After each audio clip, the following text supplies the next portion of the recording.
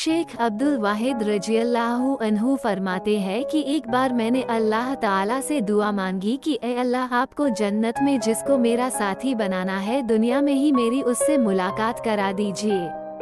फरमाते हैं कि मुझे ख्वाब में बताया गया कि हबशा की रहने वाली एक औरत मैमुना है जो जन्नत में तुम्हारी साथी बनेगी।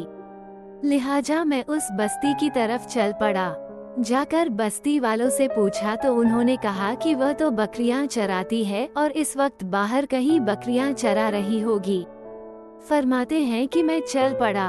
जब मैंने बस्ती से बाहर निकलकर देखा तो हैरान हुआ कि बकरियां एक ही जगह पर चर रही हैं और इधर उधर भागती भी नहीं हैं और एक औरत पेड़ के नीचे खड़ी नमाज पढ़ रही है। हजरत हसन बसरी रज़ियल्लाहु अन्हु की जिंदगी के 4 वाक़यात। जब मैंने गौर किया तो मैंने देखा कि जहां बकरियां चर रही थीं, वहां उस चारागाह के किनारे कुछ भेड़िए बैठे नजर आए।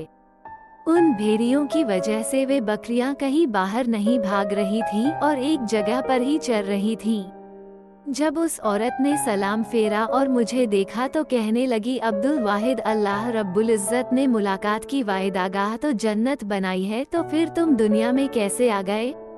मैंने कहा कि मैंने दुआ मांगी थी जो अल्लाह रब्बुल इज़्ज़त के यहाँ कबूल हो गई। मगर अब मैं आपसे एक बात पूछना चाहता हूँ कि मैंने ऐसा मंजर तो कभी नहीं देखा कि आप नमाज पढ़ रही थीं, बकरियां चर रही थी और भेड़िए बैठे हुए थे और वे बकरियों को कुछ नहीं कह रहे थे।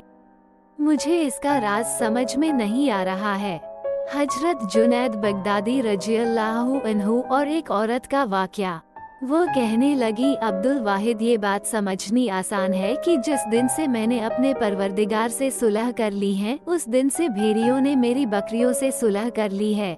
मालूम हुआ कि फजकुरुनी उजकुरुकुम का एक मतलब ये बना कि ए बंदो, तुम मुझसे सुलह कर लो, मैं मखलूक की तुम्हारे साथ सुलह कर दूंगा।